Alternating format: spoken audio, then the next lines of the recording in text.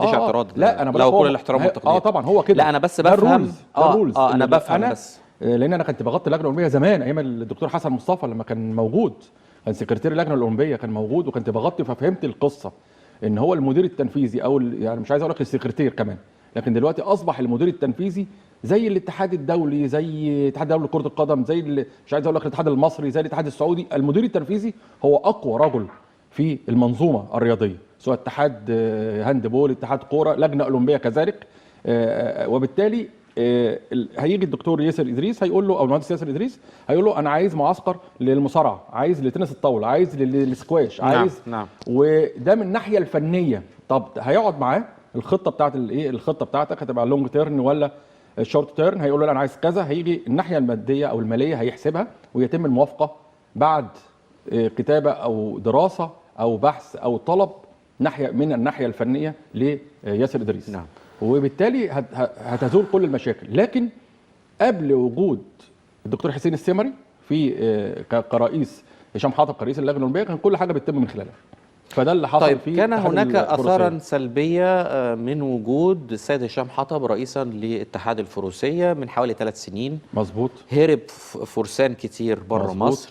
مظبوط. وحاولوا يتجنسوا بجنسيات اخرى هروبا من الجحيم وحصل. اللي كانوا بيشوفوه هنا. صح. من التعامل السيء وحاجات كتيره جدا قرأناها. صح. في اخبار متعدده، في برامج متعدده من حوالي 3 سنين او اكثر. تمام. من سيعالج هذا الأمر ومن سيستعيد هؤلاء الفرسان مرة أخرى إلى مصر إلى الوصول إلى النقطة التي يعني نقول فيها ياخدوا حقهم بالمعنى الدارج؟ الفرسان دول، هل ده ممكن يحصل؟ ممكن. ولا احنا هنمشي زي ما كنا ماشيين؟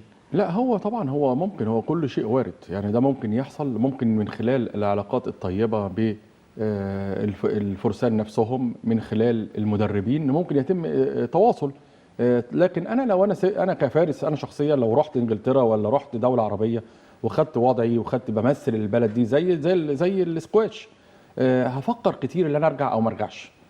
وخاصه ان انا قعدنا 5 سنين واكتر على فكره، مش 3 سنين، ده اكتر من كده. اللي قريناه من حوالي 3 4 سنين يعني. واللي اثار على فكره المشكله وقال ان في مشاكل في مع هشام حطب وفي اتحاد تنس الطاوله وعمل مشاكل، هو وائل السنوسي على فكره. وائل السنوسي رفع 12 قضيه عليهم. ده زميلنا المعلق. ايوه بتاع تنس الطاوله. ايوه كان عضو في الاتحاد الدولي لتنس الطاوله وتم استبعاده. ايه علاقته بالسيد هشام حطب؟ ما انا هقول لك، تم استبعاده من انتخابات. انتخابات الفروسيه؟ لا تنس الطاوله.